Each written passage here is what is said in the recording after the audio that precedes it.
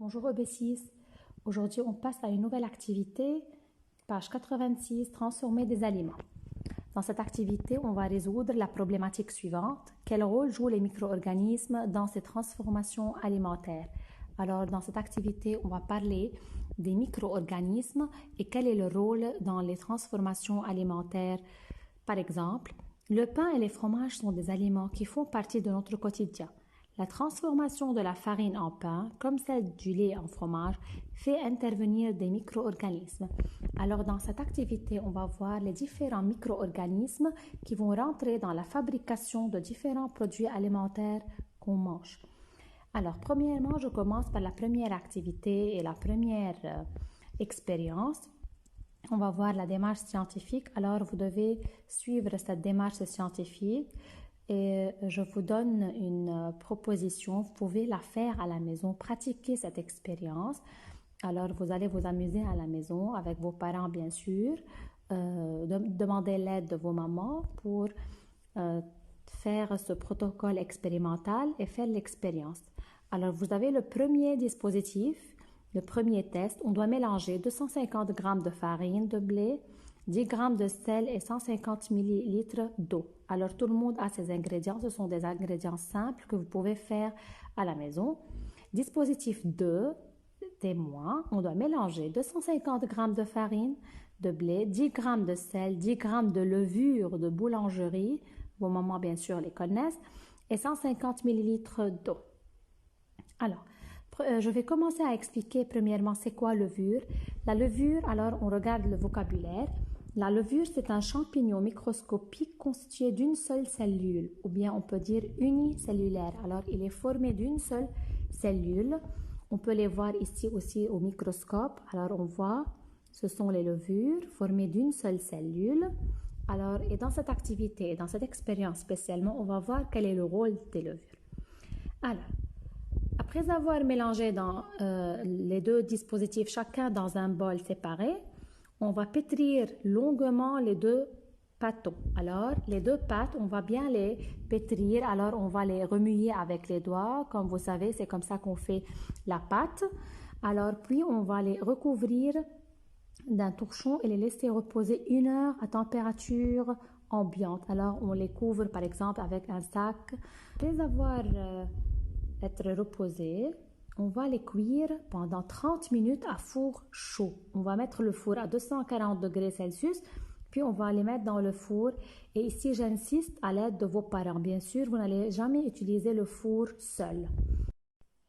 Et maintenant, on passe au résultat.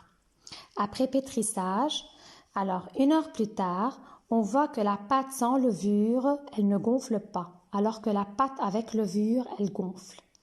Puis après cuisson, on peut voir que la pâte sans levure, elle ne se transforme pas en pain, elle est comme une pâte cuite.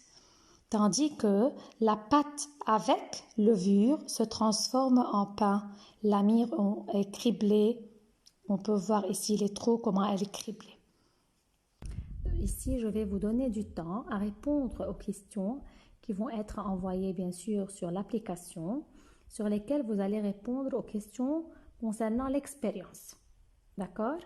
Et après, vous aurez les réponses de l'expérience. Mais moi, maintenant, je vais expliquer. Ici, après avoir vu cette expérience, on peut voir quel est le rôle de la levure. D'après ce qu'on a vu ici, quel est le rôle de la levure? Alors ici, je vais expliquer quel est le rôle des levures. Les levures vont transformer l'amidon de la farine en gaz. Ce gaz, on l'appelle, c'est le gaz de CO2 qui va faire lever la pâte. Alors, c'est un gaz ici qui a fait lever la pâte et qui a provoqué aussi des trous dans la pâte. Alors, les levures vont transformer l'amidon présent dans la farine en gaz qui va faire la pâte criblée. D'accord? Alors, vous allez voir la différence entre une pâte sans levure et une pâte avec levure. Alors, les levures sont responsables de la levée de la pâte. Regardez comment la pâte s'est levée. Elle est gonflée ici. Ici, elle est levée après cuisson. Donc, ce sont les levures qui ont fait ce rôle. Alors, maintenant, je vais expliquer un terme très important, qui est dans le vocabulaire, transformation biologique. C'est quoi une transformation biologique? C'est la modification d'une matière première sous l'action d'êtres vivants. Alors, comme vous voyez ici, on a vu la transformation de quoi on a dans cette expérience, on a une matière première qui est la farine. Cette farine, elle est transformée en pain. Alors ici, la matière première, c'est la farine. Elle est transformée en pain sous l'action d'êtres vivants. Quels sont les êtres vivants qui ont intervenu dans cette expérience? Ce sont les levures.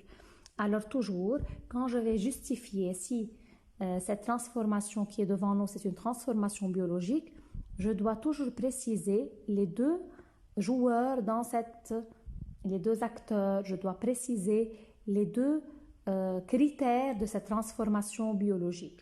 Alors, je répète, une transformation biologique, c'est la modification d'une matière première sous l'action d'êtres vivants. Alors, quelle est la matière première ici qui est transformée? C'est la farine qui est transformée en pain sous l'action de quel micro-organisme, sous l'action de quel être vivant? Ce sont les levures dans cette expérience. C'est clair? Alors, je répète. Ici, la transformation biologique, c'est la modification d'une matière première sous l'action d'êtres vivants. Dans la transformation du pain, quelle est la matière première qui s'est transformée en pain? C'est la farine. Sous l'action de quel être vivant? Les levures. Alors, la transformation du pain ou la formation du pain ou la fabrication du pain, c'est une transformation biologique. C'est clair? Pour mettre en évidence la présence du gaz, alors on peut faire une petite expérience qui est très facile à faire aussi à la maison. Vous prenez une bouteille d'eau, comme vous voyez ici dans la photo, dans l'expérience. Vous prenez une bouteille d'eau, vous mettez dans une bouteille de l'eau avec des levures seulement. D'accord? Comme ça, on va voir si les levures peuvent transformer, par exemple, l'eau en gaz. Puis, on va prendre une autre bouteille ou un autre flacon dans lequel on va mettre de l'eau, des levures et de la farine. Et vous allez voir la différence. Alors, vous allez voir que sans farine, il n'y a pas de dégagement de gaz car le ballon n'est pas gonflé. Alors que, ici, regardez, le flacon contenant de l'eau, des levures et de la farine, on va voir que le ballon est gonflé. Et vous savez que le ballon va gonfler dû à la présence de quoi? D'un gaz qui va faire gonfler le ballon.